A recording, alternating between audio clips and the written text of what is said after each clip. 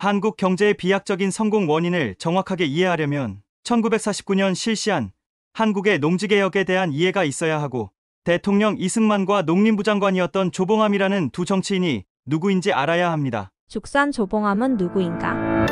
조봉암은 1948년 대한민국이 건국되자 무소속 국회의원으로 당선되었고, 농지개혁을 추진하던 이승만 대통령에 의해 초대 농림부 장관에 임명되었습니다.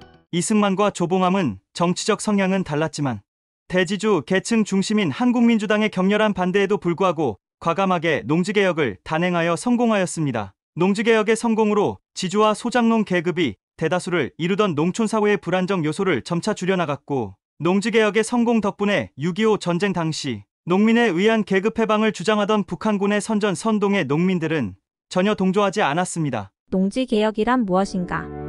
농지개혁은 1949년 6월 21일에 제정, 공포된 농지개혁법에 의거 1950년에 실시한 것입니다.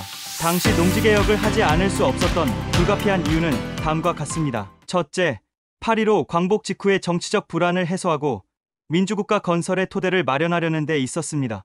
광복 당시 우리나라 농지의 소작 비율은 전 농지의 65%가 소작지였는데, 농지개혁을 더욱 서두르게 된 것은 남한보다 앞서 농지개혁을 단행한 북한이 농지개혁을 공산주의 우월의 선전수단으로 활용하여 사상적 정치적 불안을 가중시키고 있었으므로 하루빨리 농민의 수건인 농지개혁을 전면적으로 단행하여 정치적 불안정을 완전히 해소해야 할 필요성이 진지하게 요구되었기 때문이었습니다. 둘째, 사회적 이유로 농촌의 반봉건적 사회구조의 개선을 통해 농촌사회를 근대화할 필요성이 있었습니다. 전통적인 지주와 소작인 사이에는 경제적인 신분적 예속관계가 계속되고 있을 때, 광복과 더불어 월남동포와 해외동포의 귀환으로 좁은 농지의 소작권을 둘러싼 소작료율이나 경작권 분쟁 등은 사회적 혼란을 가중시켰습니다. 셋째, 농업 생산성의 효율화를 기하자는 경제적 이유에서였습니다. 소작제도에서는 농민의 생산 의욕을 감퇴시키고, 더구나 전통적 고율 소작료로 재투자의 길이 막힌 소작농은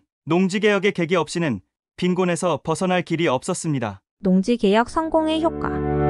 농지개혁의 성공으로 농촌사회의 소작을 둘러싼 사회적 마찰을 해소하고 사회적 정치적 안정과 농촌의 민주화를 가져오는 데 도움을 줄 수 있었습니다. 자작농이 시작되면서 농업 생산력이 증대되었고, 한국 사회는 급격히 도시화 산업화의 기초적인 토대를 세울 수 있었습니다. 그 후 박정희 정권의 탄생과 경제 5개년 계획이 착착 진행되었고, 1979년 12.6 박정희 대통령 시해 사건, 1980년 5.18 광주민주화운동, 1987년 6.29 선언 등 굵직한 민주화 과정을 거치면서 대한민국은 민주주의와 경제성장 두 마리의 토끼를 동시에 잡을 수 있었던 것입니다. 인구절벽, 저출산, 인구 노령화와 출입국 이민 정책.